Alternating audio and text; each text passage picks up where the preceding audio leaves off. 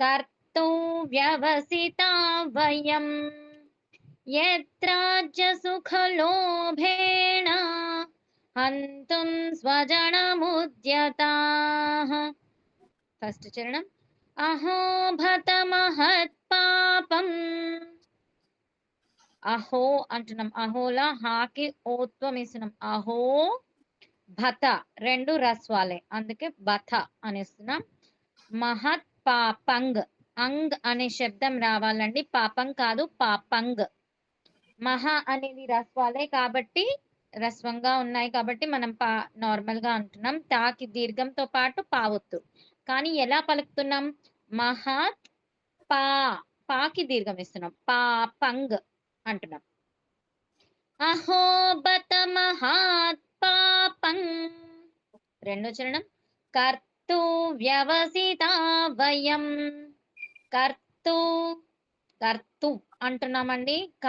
కర్తువులో రాకి ఊత్వంతో పాటు తావొత్తు తర్వాత సున్నా కాదు వా అనే శబ్దాన్ని పలుకుతున్నాం. కర్తు వ్యవసిత వయం వ్యవసిత మొదటి వాకి యావత్తు రెండవ రస్వంగానే ఉంది. సి అంటున్నాం తాకి దీర్ఘం. వ్యవసిత వయం వయంలో కూడా వాయా రస్వాలే తర్వాత మా అనేది పొల్లుమా వయం కర్తుం వ్యవసిత వయం అహో బత మహత్ పాపం కర్తు వ్యవసిత వయం మూడో చరణం యత్రాజ్య సుఖలోభేన యద్రాజ్యాలో యారస్వంగానే దాకి దీర్ఘంతో పాటు రావత్తు తర్వాత జాకి యావత్తు. యద్రాజ్య సుఖ లోభేన సుఖలోభేనలో సు అంటున్నాం. లోభేణ లో అంటున్నాం. బాకి ఏత్వంతో పాటు అది మహాప్రాణాక్షరం కాబట్టి శ్వసిస్తూ పలకండి. నా అనేది రస్వమే కాబట్టి లోభేణ. యత్రాజ్య సుఖలోభేణ నాలుగో చరణం హంతుం స్వజనముద్యతాః హంతుం హంతుంలో నాకి ఊత్వంతో పాటు తావొత్తు హంతుం అంటున్నాం. స్వజనాలో సాకి వావొత్తు జాన రెండు రస్వాలే కాబట్టి స్వజన అంటున్నాం. ముద్యతాః ముద్యతాలో ము అంటున్నాం. దాకి యావత్తు తాకి దీర్ఘంతో పాటు విసర్గ. ముద్యతాః హంతుం స్వజనముద్యతాః యత్రాజ్య సుఖలోభేణ హంతుం స్వజనముద్యతాః. పూర్తి శ్లోకము అహో బత మహత్ పాపం కర్తు వ్యవసితా వయం యత్రాజ్య సుఖలోభేణ హంతుం స్వజనముద్యతాః అహో బత మహత్ పాపం కర్తు వ్యవసితా వయం యత్రాజ్య సుఖలోభేణ హంతుం స్వజనముద్యతాః. దీని యొక్క అర్థం ఏంటంటే అహో బథ అంటే అయ్యో ఎంత విచారకరం, మహత్ పాపం గొప్ప పాప కార్యం, కర్తుం వ్యవసితా వయం అంటే మనం చెయ్యడానికి సిద్ధపడ్డాము, యత్ రాజ్య సుఖ లోభేన అంటే ఎందుకంటే రాజ్య సుఖం మీద ఆశతో. అంటే అర్జునుడికి యుద్ధం ద్వారా రాజ్యం, అధికారం, సంపద లభించిన వాటి కోసం తనకు ప్రియమైన బంధువులను చంపడం సరైనది కాదని అనిపించింది అక్కడ. అంటే అతనిలో ఇలా ఉంది ఏంటి, మనకు రాజ్యం ఎందుకు, మనకు కావలసిన సుఖాలు ఎందుకు, వాటి కోసం మన కుటుంబ సభ్యులనే చంపవలసి వస్తే అలాంటి విజయం వల్ల ప్రయోజనం ఏంటి అని అంటున్నాడు. అంటే తన యొక్క ఆందోళన ఇవన్నీ. ఆ రాజ్యం వాళ్ళందరినీ చంపేసి రాజ్యం కానీ సంపద కానీ ఇవన్నీ నేను తీసుకొని నేను ఏం చేయాలి, నా కుటుంబ సభ్యులు లేనప్పుడు ఏం చేయాలి అని ప్రశ్నిస్తున్నాడు ఇక్కడ. అందువల్ల అర్జునుడు యుద్ధానికి కేవలం ఒక రాజ్య పోరాటంగా కాకుండా తన స్వజనులపై జరిగే ఘోరమైన సంఘర్షణగా చూస్తున్నాడు. అంటే స్వజనులు అంటే ఎవరు, తనకు కావాల్సిన వారందరితో ఈ యుద్ధం చేస్తున్నా అని తన మనస్సులో చాలా ఆందోళన చెందుతున్నాడు. అంటే ఇక్కడ మనకేం చెప్తున్నారు ముఖ్యంగా?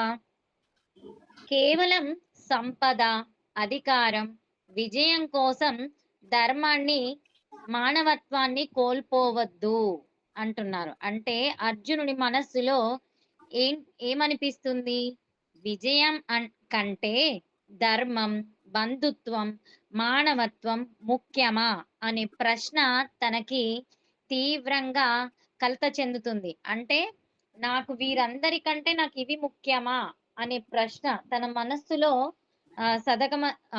ఏమవుతుంది? తనకు ఆలోచిస్తూనే ఉన్నాడు. అంటే ఈ విజయం కంటే ఏంటి? విజయం కంటే ధర్మం, బంధుత్వం, మానవత్వం ముఖ్యమా? అనే ప్రశ్న తన మనస్సుని ఆందోళన చెందిస్తుంది. అంటే ఇక్కడ అర్జునుడి స్థితి సాధారణ మనిషి స్థితికి ప్రతీకగా ఉంది. అంటే మనం ఎలా అయితే అనుకుంటామో నార్మల్ మనుషులు ఎలా అయితే ఆ మనుషులు ఆలోచిస్తారో ఆ స్థితి లాగానే అక్కడ అర్జునుడి స్థితి కూడా కనిపిస్తుంది అంటున్నారు. అంటే మన జీవితంలో కూడా కొన్నిసార్లు కోరికలు ఒకవైపు, మనస్సాక్షి మరోవైపు లాగుతూ ఉంటాయి. అలాగే ఇక్కడ అర్జునుడి విషయంలో ఏమైంది? అర్జునుడి విషాదం నుంచి కూడా శ్రీకృష్ణుడు అతనికి ఆత్మజ్ఞానం, కర్మయోగం, భక్తి యోగం వంటి గొప్ప ఉపదేశాన్ని ప్రారంభిస్తాడు. ఒక దిక్కు అర్జునుడికేముంది? విషాదం ఉంది. బాధ. ఏంటా బాధ? తను యుద్ధం చేస్తుంది తన బంధువులతోని అది అని చెప్పేసి యుద్ధం అవసరమా అనేది తనకొక దిక్కు బాధ. ఇంకొక నుంచి ఏముంది? శ్రీకృష్ణుడు అతనికి ఆత్మజ్ఞానము, కర్మయోగము, భక్తి యోగం వంటి గొప్ప ఉపదేశాలని కూడా ప్రారంభిస్తూ ఉన్నాడు. అంటే ఇక్కడ మనం ఎలాగా ఒక కోరిక ఉంది, దానికి మన మనస్సాక్షి అంటే ఇది కావాలి, ఇది వద్దు. ఆ రెండిటి మధ్యలో ఎలా అయితే మనము మనస్సుని ఆందోళన చేసుకుంటామో, అలా ఇక్కడ అర్జునుడు తన యొక్క ఆ యుద్ధంలో పోరాడేది నా బంధువులతోని ఇది అవసరమా? ఈ రాజ్యము వారందరినీ నాశనం చేసి, చంపేసి ఈ రాజ్యము, ధనము నా బంధువులని, నా కుటుంబ సభ్యులందరినీ నేను పోగొట్టుకొని నాకెందుకు ఈ రాజ్యము? ఆహ్, ఈ కుటుంబ వ్యవస్థ అంతా పోతే మన తర్వాత వచ్చే తరం వారికి ఎలా? అనేది తన మనసులో ఆందోళనన్నట్టు. అంటే ఈ సంప్రదాయాలు, ఆచారాలు అవి పోతాయేమో అని బాధపడ్డాడు ఒకసారి. ఒకసారేమో ఈ రాజ్యం ఎందుకు నాకు? ఈ భోగాలెందుకు? నేను ఎవరితో యుద్ధం చేస్తున్నాను? వారు నా శత్రువులు కాదు కదా! నా బంధువులని ఒకసారి అన్నాడు. మళ్ళీ ఇంకొకసారి ఏమంటున్నాడు? ఆ రాజ్యాన్ని, భోగాలని అన్నీ నేను సంపాదించి ఎవరి కోసం? నా కుటుంబ సభ్యులని, నాకు కావాల్సిన వారందరినీ హతమార్చాక నేను ఎవరి కోసం ఈ సంపాదనంతా చేసేది? అని అలా ఆ భావోద్వేగంలోనే ఉండిపోతున్నాడు అర్జునుడు. అక్కడ చేస్తుంది తన కర్తవ్యం. అక్కడ చెయ్యాలి యుద్ధం చేయాలి రాజ్యం కోసం అన్నది తను మర్చిపోయాడక్కడ. కేవలం వారిని తన యొక్క మిత్రువులు, బంధువులు, కుటుంబ సభ్యులు, ఆ కుటుంబం ఒక్కటి కోల్పోతే ఉన్న స్త్రీలు, ఆ సమాజం అంతా వాటిపైన వ్యవస్థ అంతా ధర్మబద్ధంగా కాకుండా అధర్మంగా వెళ్తుంది. ఆచారాలన్నీ నశించిపోతాయి. ఈ యుద్ధం అంత అవసరమా? యుద్ధం చేయడం పాపమని మనకు తెలుసు కదా! తెలిసి ఎందుకు పాపం చేయాలి? ఇవన్నీ తన మనసులో ఒకదాని వెనక పరిగెడుతూనే ఉన్నాయి. అంటే తనకి అది చెయ్యడం అనేది తనకి ఉద్దేశ్యం రావట్లేదు. వారందరిని చూసాక తన మనస్సులో ఒకటి ఒకటి ఆలోచనలు మొదలవుతూనే ఉన్నాయి. అందుకే ఇక్కడ ఏమంటున్నారు? మనలాగానే సాధారణమైన మనుషులు స్వభావం అంటే ఆ భావం ఎలా అయితే ఉంటుందో ఆ స్థితి లాగానే ఇక్కడ అర్జునుడి స్థితి కూడా కనిపిస్తుంది. అంటే తనకొక దిక్కు విషాదము, ఇంకో దిక్కు కృష్ణుడు దాని గురించి కర్మయోగం, భక్తి యోగం వంటి గొప్ప ఉపదేశాలను కూడా ప్రారంభించాడు. ఆ రెండిటి మధ్యలో ఉన్నాడిప్పుడు అర్జునుడు. అంటే దీని నుంచి మనకేం చెప్తున్నారు? రాజ్య సుఖం కోసం స్వజనులను చంపడం మహాపాపమని అర్జునుడు భావించాడు అని చెప్తున్నారిక్కడ. అదే కదండీ! అవన్నీ సంపద కోసం నాకు కావాల్సిన వారందరిని నేను చంపాలా అనేది అర్జునుడు భావించాడు. విజయం రాజ్యం కంటే గొప్పది ఏమంటున్నాడు ఇక్కడ అర్జునుడికి ఏమనిపించింది? తన యొక్క బంధువుల ప్రాణాలే ముఖ్యమని ఇక్కడ అర్జునుడికి అనిపించింది. ఈ ఆలోచనల వల్ల తన మనస్సు ఏమైంది? మరింత దుఃఖము మరియు సందిగ్ధంలోనే పడింది తన యొక్క ఆలోచనలన్నీ అని చెప్తున్నారు. ఈ శ్లోకం యొక్క అర్థం ఇదండి. కళావతి గారు. అహో బత మహత్ పాపం కర్తు వ్యవసితా వయం యద్రాజ్య సుఖలోభేన హంతుం స్వజనము